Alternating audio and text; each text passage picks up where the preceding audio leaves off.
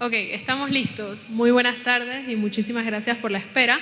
Les doy la bienvenida a esta nuestras charlas de expertos visitantes de la tarde de hoy. Lo que queremos lograr con estos espacios es acercar a nuestros expertos, a ustedes, nuestro público, y fomentar una conversación en la que ustedes puedan despejar sus dudas y obviamente aprender un poquito más. Esta tarde tenemos el honor de contar con Claudio Montesa, quien nos va a hablar un poco del proyecto de las cámaras trampa. Y sin más, los dejo con él. Gracias, buenas tardes y disculpen la demora. Cuando uno vive en la selva y viene a la ciudad, se olvida cómo es el caos que puede haber imagen sábado de verano feliz. Así que disculpa por eso. Bueno, yo voy a hablarles un poquito sobre cómo nosotros, a lo que yo le llamo cámaras escondidas o cámaras trampas que colocamos en los bosques, las utilizamos para estudiar mamíferos. Pero antes de eso, quiero que sepan que las cámaras trampas que nosotros utilizamos tienen el mismo principio que cualquiera de las cámaras digitales que ustedes tienen, ya sea en sus celulares o cámaras de bolsa, o ya sea cámaras profesionales si trabajan en esa área. Y básicamente, las cámaras toman imágenes que son convertidas a un formato digital y es muy parecido a cómo funciona la visión humana, y ya hoy día tenemos grandes capacidades para hacer esto a gran escala. Y bueno, las cámaras trampas modernas son unidades compactas, pueden tomar fotografías digitales, tienen un sensor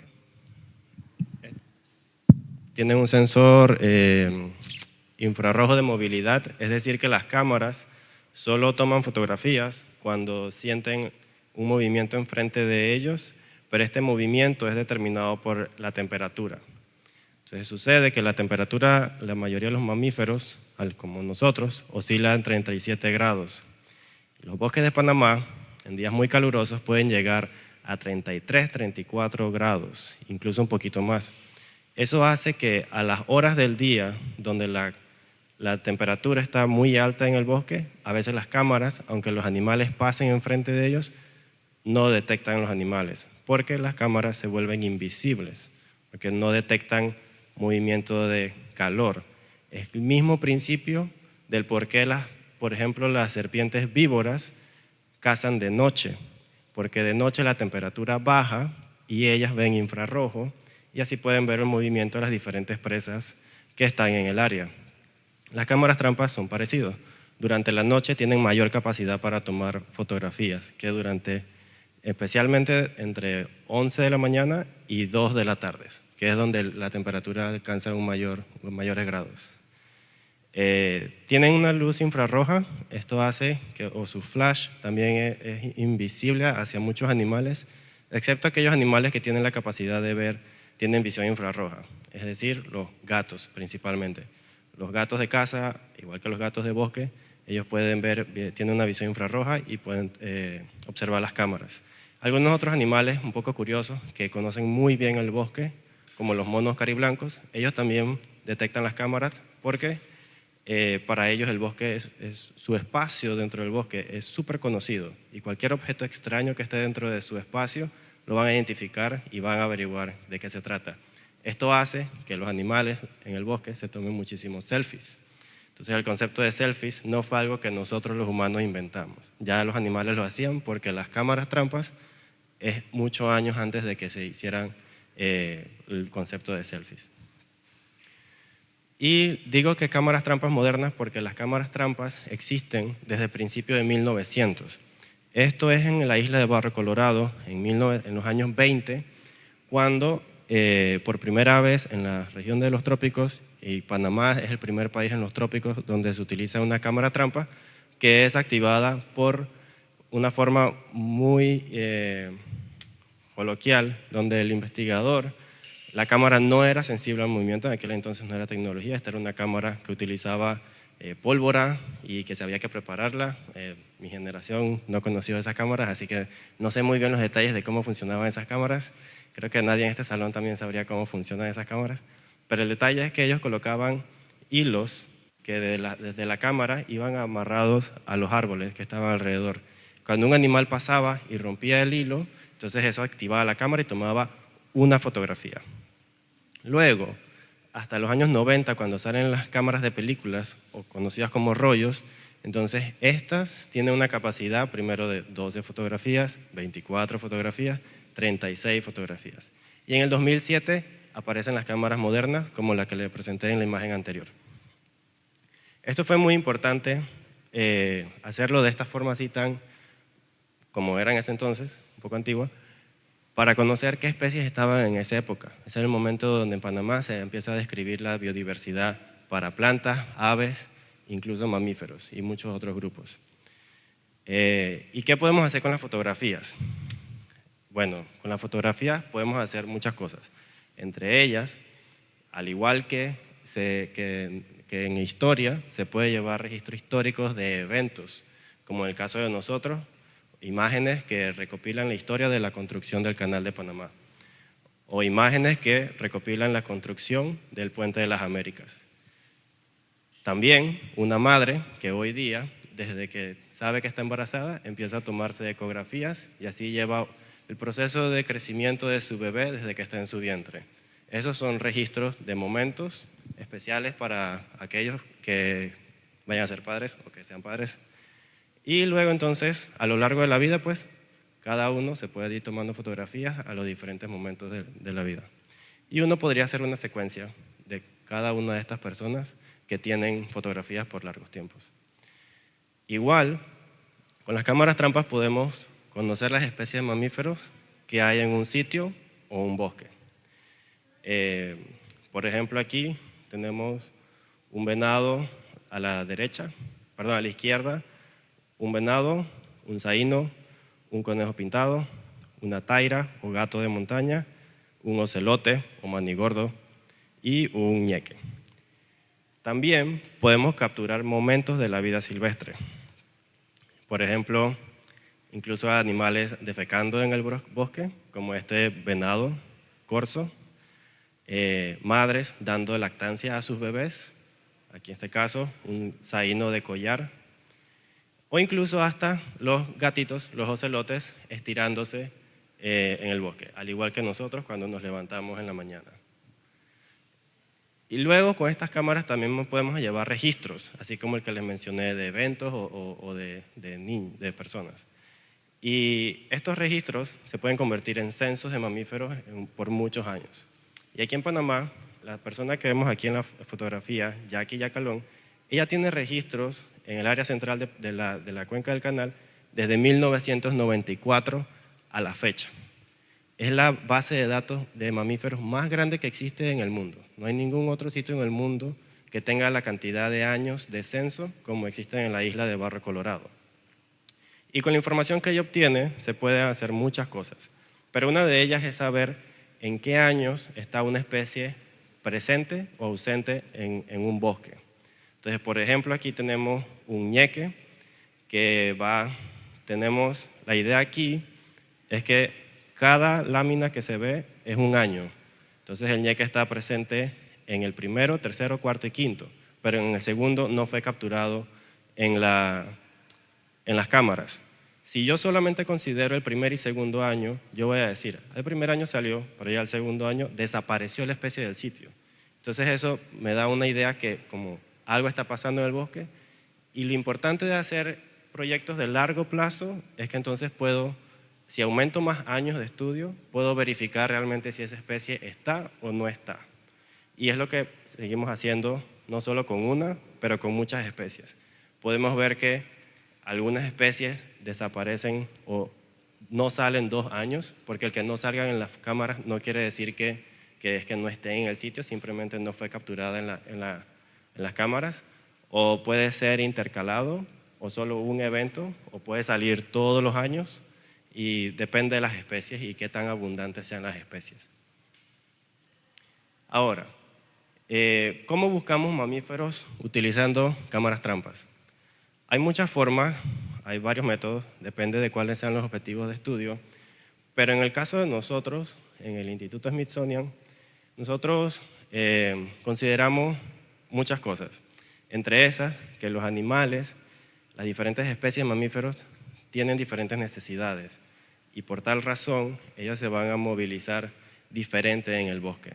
Entonces, por ejemplo, aquí tenemos un saíno, que este saíno tiene que ir por fruta, un tipo de fruta, y por otro tipo de fruta en un día.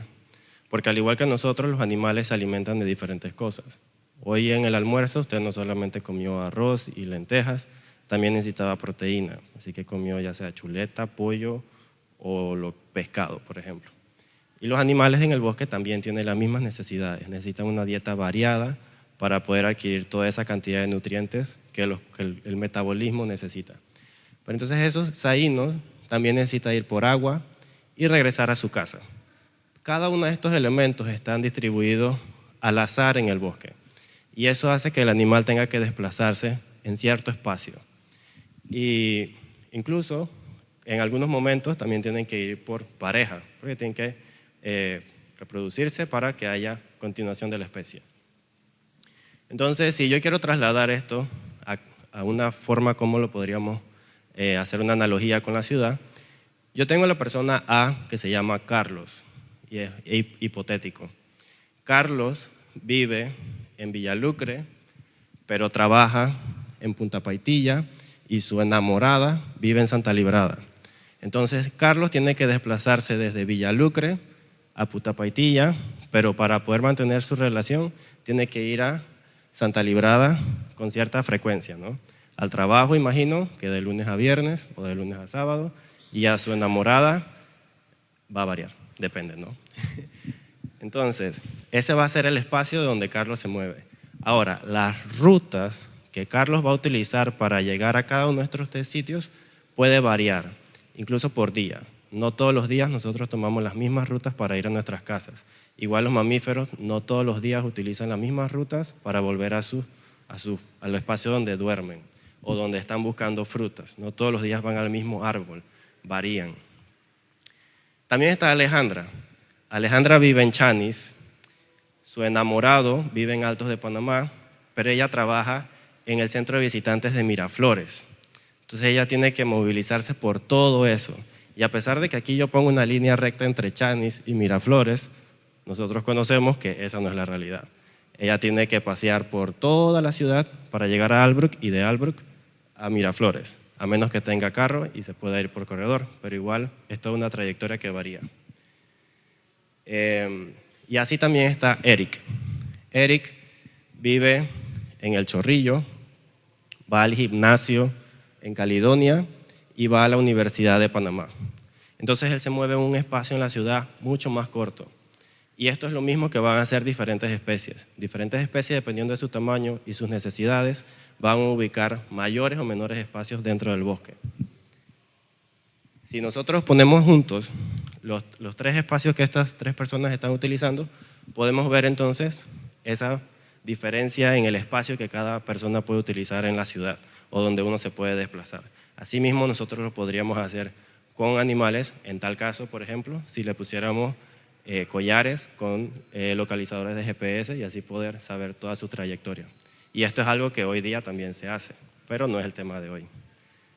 Entonces, si queremos estudiar todas las especies de mamíferos de un bosque y ya sabemos que ellas no se mueven igual, ¿cómo podemos ser equitativos? Yo quiero darle la oportunidad a cada especie que está en el bosque de que aparezca en las cámaras. Hay que tener equidad, ¿no? Eso es un principio que, si no hay nadie de política aquí, los políticos deberían conocer, equidad. Entonces, como a mí me gusta la equidad, yo puedo hacer celdas, como la que vemos en esta imagen, y voy a distribuir cámaras equitativamente en el bosque. Y de esta forma, yo voy a darle la oportunidad a cada especie de que aparezca en las cámaras. Y así yo puedo saber su abundancia relativa. Y dependiendo de la distancia que quiero cubrir, entonces me voy a poner a ver que voy a utilizar, por ejemplo, 1 kilómetro entre cada cámara. Y a la final voy a estar cubriendo un espacio X, que pueden ser 25 kilómetros cuadrados, 10 kilómetros cuadrados, 100 kilómetros cuadrados, depende de qué tantas cámaras tenga, qué tanto personal o qué tantos compañeros de campo existan para hacer esta labor, entre otras. Entonces eso es más o menos lo que nosotros hacemos en la cuenca del canal. Nosotros hacemos esto en el Monumento Natural de Barro Colorado y en el Parque Nacional Soberanía. Lo hacemos en estos dos sitios por una razón básica.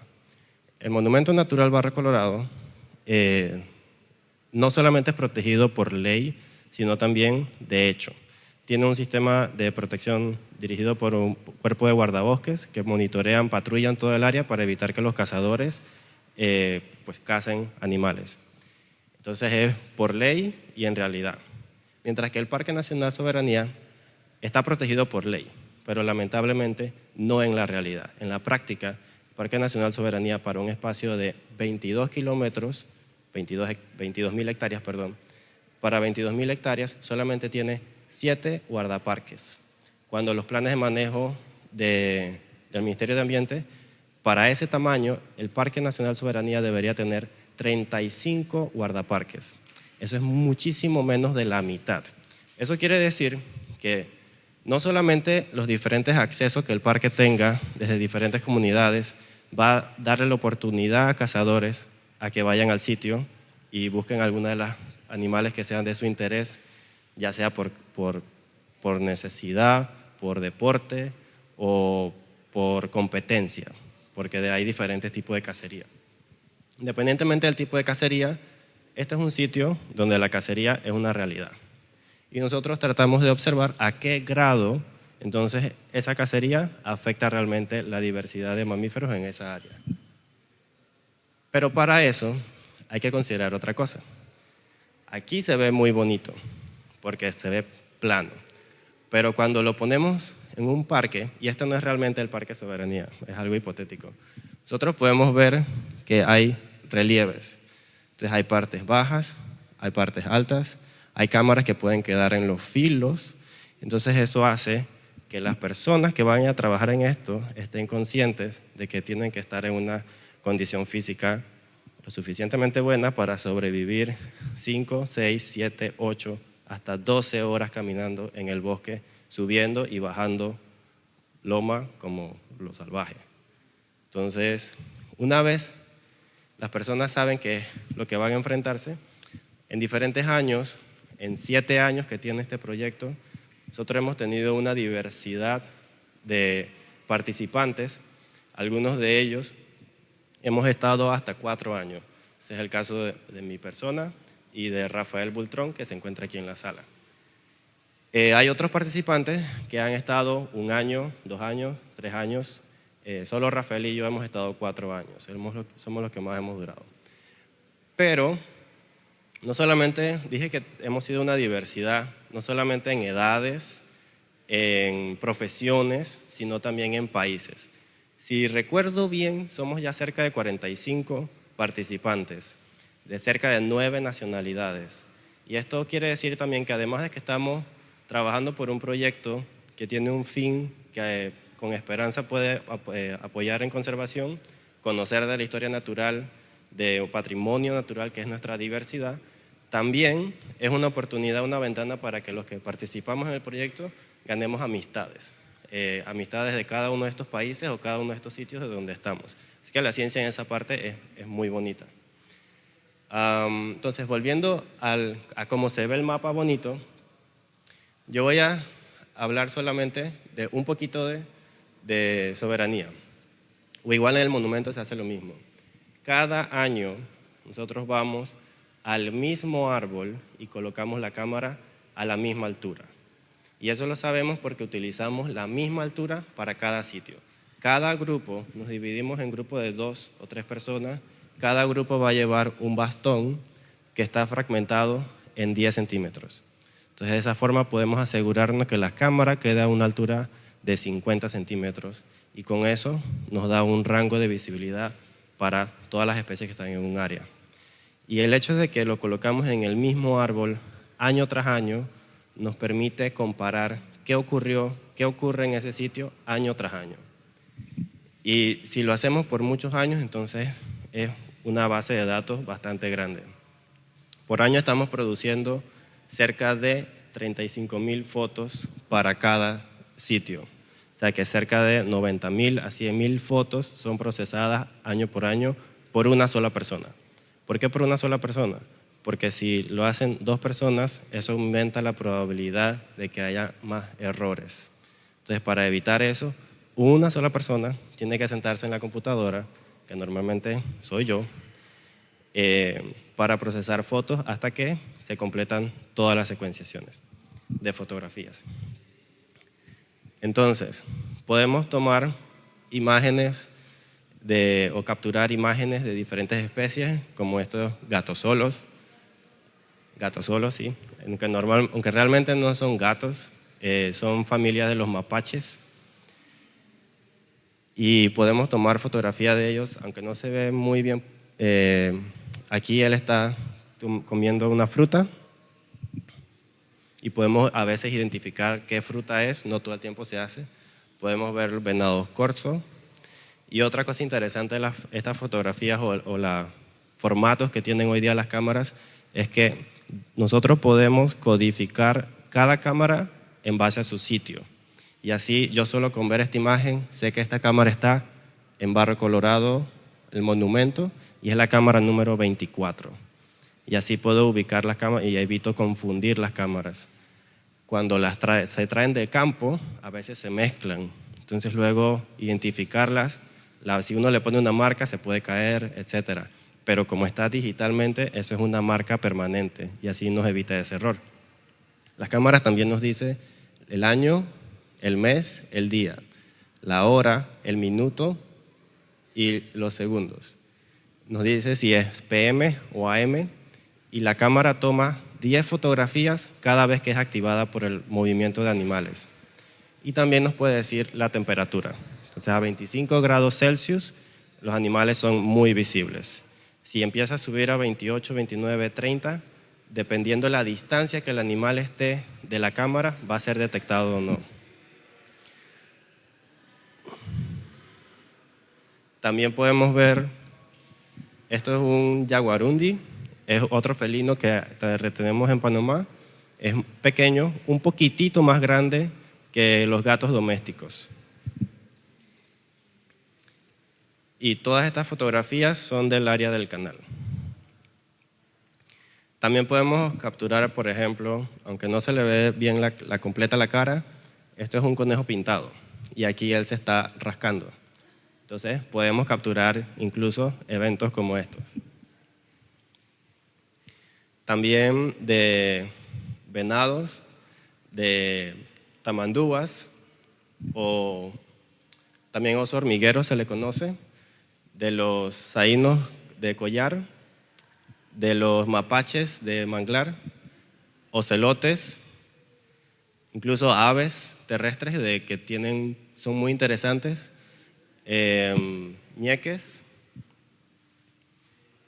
y aves, de nuevo saínos de collar, los selfies que les mencioné de los gatos, selfies de grupo, selfies de saíno de collar, de nuevo el oso hormiguero o el tamandúa. Y luego, con toda esta información una vez procesada, podemos ver a diferentes grados, o dependiendo de cada pregunta de cada investigador, lo que uno quiera ver. Por ejemplo, aquí, la línea negra me dice todas las especies juntas que están en ese parque. Entonces podemos ver que desde el 2010 que empezó el proyecto, las especies en conjunto están bajando. Entonces, algo está ocurriendo. Pero luego, si quiero ver a más detalles y puedo buscar los carnívoros, ¿qué está pasando con los carnívoros? Ya esto sea el jaguarundi, los gatosolos, los manigordos, otras especies de carnívoros, podemos ver entonces que ellos mantienen números más altos respecto a los herbívoros y a los omnívoros e insectívoros. Dentro de los herbívoros ya están los venados, por ejemplo. Entre los omnívoros están las zorras, los marsupiales son omnívoros, y los insectívoros, como por ejemplo el oso hormiguero y los armadillos. Son algunos ejemplos de estos. Y luego podría irme en detalle por cada grupo a ver cada una de las especies de carnívoros que es capturada en este sitio, cómo se comporta en la gráfica respecto a todas las especies o respecto al grupo o respecto a dependiendo de lo que yo quiera saber. Y luego entonces yo veo las cámaras trampas como mencioné al principio, para ver ausencia o presencia. Y si yo veo en cada una de las cámaras cómo se aparecen o desaparecen algunas especies en unos años o por cámara, más o menos vamos a tener algo como esto. Aquí solo tengo 2 especies en 3 años para hacer un ejemplo. Nosotros tenemos aquí año 2010, 11 y 12. Y aquí hay 30 cuadritos representando las 30 cámaras que colocamos en el bosque, desde la cámara 1 a la 30, y vemos que para estas 2 especies, por ejemplo, en 3 años, ninguna de las especies apareció en la cámara 30 ni en la cámara 5. Pero podemos ver, por ejemplo, que el conejo pintado apareció en la cámara 9 los 3 años, pero no hay ocelote. Quiere decir que no hay depredador en esa cámara específicamente, o que no apareció, porque como mencioné antes, no es que no esté en el área, simplemente no aparece en la cámara. Por ejemplo, aquí en esta cámara solo apareció conejo pintado en el año 2011, no apareció en ninguno de los 2 años. Entonces, si yo solamente hago un año de muestreo y en base a eso yo voy a llegar a conclusiones y voy a decir, oh, el animal no está. Es lo que yo pensaría con base al 2010. Pero repito de nuevo el siguiente año y veo que el animal sí está. Si lo repito de nuevo el tercer año, desapareció de nuevo.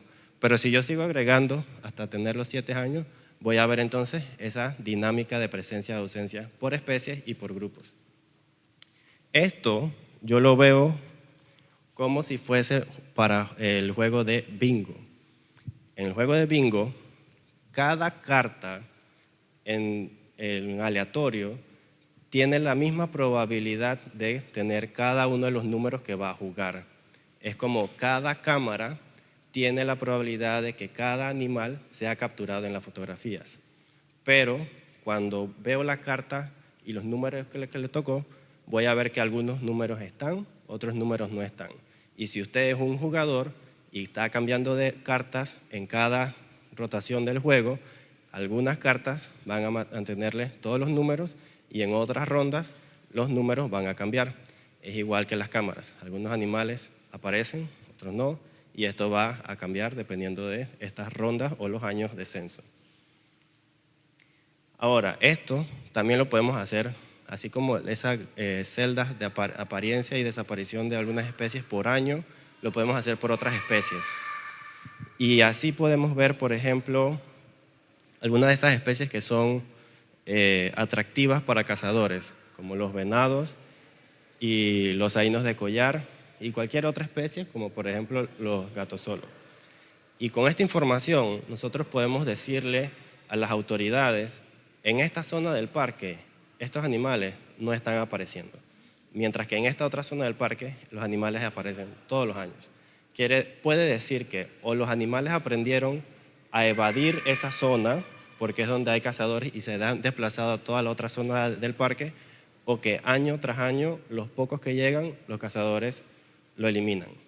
Y esas son las zonas donde hay que hacer los patrullajes. Esa puede ser sugerencias y la información con la que luego que analicemos los datos, entonces vamos donde las autoridades, nos sentamos con ellos a revisar caso por caso de las especies que ellos conocen, porque ellos también tienen sus registros de cuáles son las especies que los cazadores más buscan, incluso dependiendo de la temporada. Y si hacemos esto en 17 partes del mundo, en 3 continentes, replicamos la misma metodología, entonces podemos hablar de conservación a una escala global. Y podemos ver entonces cuál es el grado de porcentaje de especies que están bajando su número por sitio, cuáles son aquellas especies que se mantienen estables y otras especies que no sabemos bien si están o no están, porque esas son especies que son muy sensibles o que son más difíciles de capturar incluso con cámaras trampas. Hay especies que solamente hemos capturado una sola vez en 7 años, mientras que pueden haber especies que salen todos los años, como he mencionado antes. Podemos ver entonces, en base a los sitios, si los sitios están aislados, intactos, o si son fragmentados. Y así podemos, por ejemplo, como el pasado Tratado de París, para hablar de conservación y de cambio climático a una escala global, esa información puede llegar a estas personas que toman decisiones a un nivel mundial. Entonces, esas son las expectativas y los objetivos que tienen estos proyectos de esta escala. Y bueno, con eso, muchas gracias.